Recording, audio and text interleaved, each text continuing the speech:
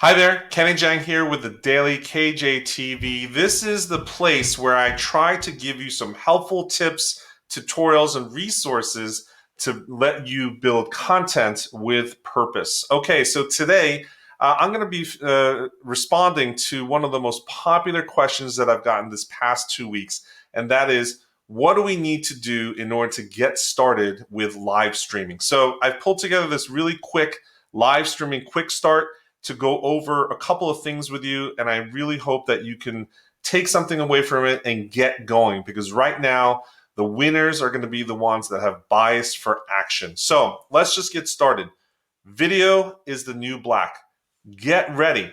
You know why? Because, like it or not, the culture has zoomed ahead, whether you are still here or not, and is now a mobile first, video led environment, right? We are living in Netflix nation. People are consuming content like never before.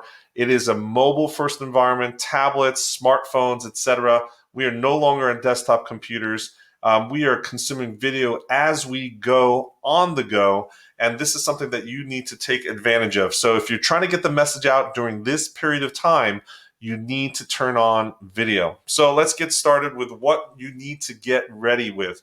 I've pulled together 4 specific categories, recommendations for some cameras, from software, lighting, and microphones at a 101 level, if not a 001 level. This is the point for you to just get started and not worry about the future and the investment, because you will intuitively know when you need to upgrade any of these pieces as we go. So the first part is cameras. Let me just highlight some camera options for you.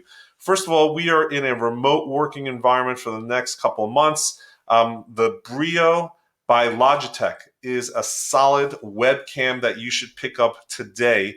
It is Ultra HD, meaning 4K video, multiple speakers, very flexible. It attaches to the top of your laptop screen. I actually have a little bit older version that I'm recording this with right now. It's just an HD 1080p version of it, the 920 or 960, 920, I believe. And it's sitting on a mini tripod on my desk. But it is just a really solid webcam, and you could use this to make talking head videos just like this. Next one is a camcorder. They don't sell many these days, but if you're going to look at one, I would say the Canon Vixia model HF R800. The Vixia line is a great one because it allows for audio inputs. It is HD. You can get the videos off easily and edit. You don't need to go fancy. The reason why I like this option for beginners is because everyone knows how to basically hit record on a camcorder. It doesn't need you to learn the complexities of a DSLR.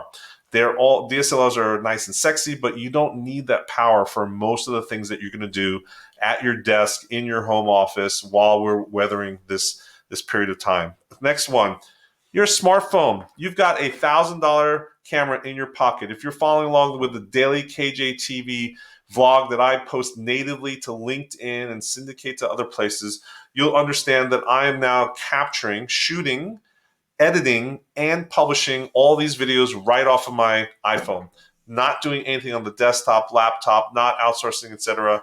I actually went at one point to get a GoPro Hero 7 Black. I was thinking going to the DSLR, but I actually came back because this is enough. It's more than enough. I can actually shoot 4K video on this at this point, right? So you need to think about what you have.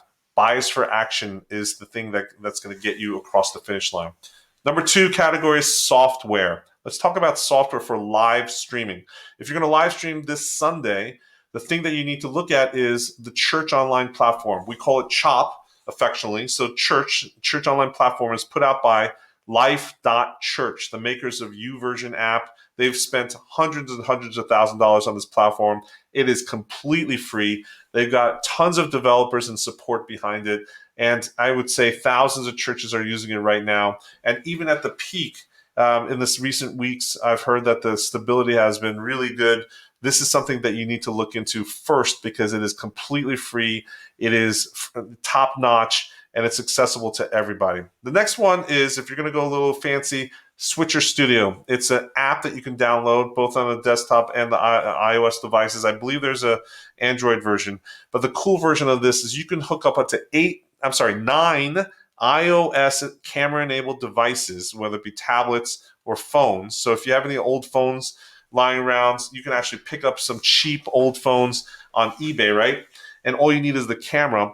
You can hook up to 9 different cameras in your environment with different angles, close-ups, far, back of the room, that kind of thing, side shots. And then with a tap of the screen, you can change the scene, the camera shot that's being streamed live. You will instantly become a TV producer. Very affordable. Look at it, Switcher Studio. The next one is a little bit more complex, a little bit higher learning curve. It's called OBS Studio. OBS Studio is free. It's completely open source. It's stable, and it's built for video recording and live streaming. So you can download it. It's available both on Mac and Windows.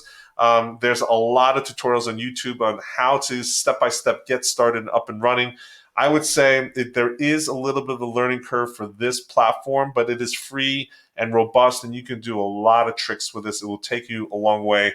Many, many churches and organizations are using this as their mainstay for live streaming. So those are some options just to get started. Let's look at lighting next. You don't need to go fancy. I just found this one on Amazon, and it's a soft box light kit. You know, it's a tripod stand. You've seen those poles, and a black square box with a diffuser, like a white diffuser cloth in front of it.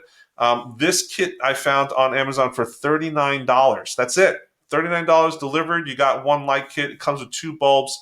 It's 135 watts each. It is bright enough that you should be able to do some straight down the barrel, simple talking head shots. Now, you might not need lighting in the environment that you're in because you might have natural light coming in. You might have other types of light sources. You should really test to see what you need. Test a couple of videos talking from afar, close up, see how the audio actually sounds, see how the video sound looks, see how the lighting is your skin tone orange, is it dark, etc. That's going to determine if you want a light kit. Now, if you want to go a little bit more fancy than this, typically you need a 2 or 3 point lighting kit to actually get rid of shadows and all that kind of stuff. I found the newer LED softbox lighting kit. It comes with 2 softboxes in this one. It's LED and it's variable lighting, meaning it's dimmable and it actually changes the color temperature from like sterile white to a little softer, that yellowish tone of the old incandescent lights. So this is a great kit. I just bought this for a church studio that we're setting up. It's affordable. It's actually very affordable. If you talk to any pro video person, they'll see that the price on this and what you get, they'll say this is a good value. There's a reason why people are picking up kits like this to get started. So that's lighting. Microphones in the 3-legged paradigm of AVL. Sean Cannell says AVL, audio, video, lighting. The most important thing actually is not your video and not your lighting. It is your audio. As long as you have clean audio, people will stick with you throughout the video, and that's what you want people to do. So let's look at some microphones. The very, very basic one, if the native mic on the iPhone is not good enough, is to get a lavalier mic, right? Something for your lapel. You clip it onto your shirt or on your jacket or your collar. And there's one here that has an easy clip-on. It's actually about 80 inches, which is over 6 feet. And it's something that you can try for a mere $26, $25.99. If you want to go fancy, you can get a splitter and have 2 mics coming in if you have an interview style type of video that you guys are doing. But this is a corded, simple version to just get you started. This is really something that everyone can afford and try out. If you want to go further, that's to try to get the Saramonic Blink 500. It is a wireless solution. Basically, the base plugs into the base of your phone. This one is a USB-C version because I was looking for one that I could use with my new iPad Pro, which only has a USB-C input now. But they have a Lightning kit version as well. And the thing I like about this kit is it has 2 receivers. My friend Ed actually has this demonstrated with me. It's really cool. You can adjust the input volume on each of the 2 units. So if one is higher than the other, you can change them. And then the other thing that's great is each unit has a clip that you can clip. They are a little bit bulky, but if it doesn't look great, you can actually not use the built-in mic. You can actually plug in the old school 3.5 millimeter corded mic and clip it on and use it as a mic pack that way. So the other great thing is this doesn't need a special app like many attachments do. Sometimes you have an attachment of some sort and you need to use that attachment's specific app to work.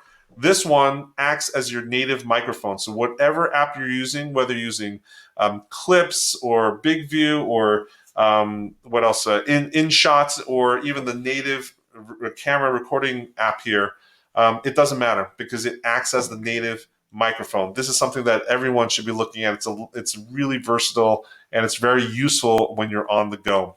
Okay, here's the bottom line. Whatever you do, I don't want you to get stuck in the mud because of gear, because this is the mantra you must please repeat with me.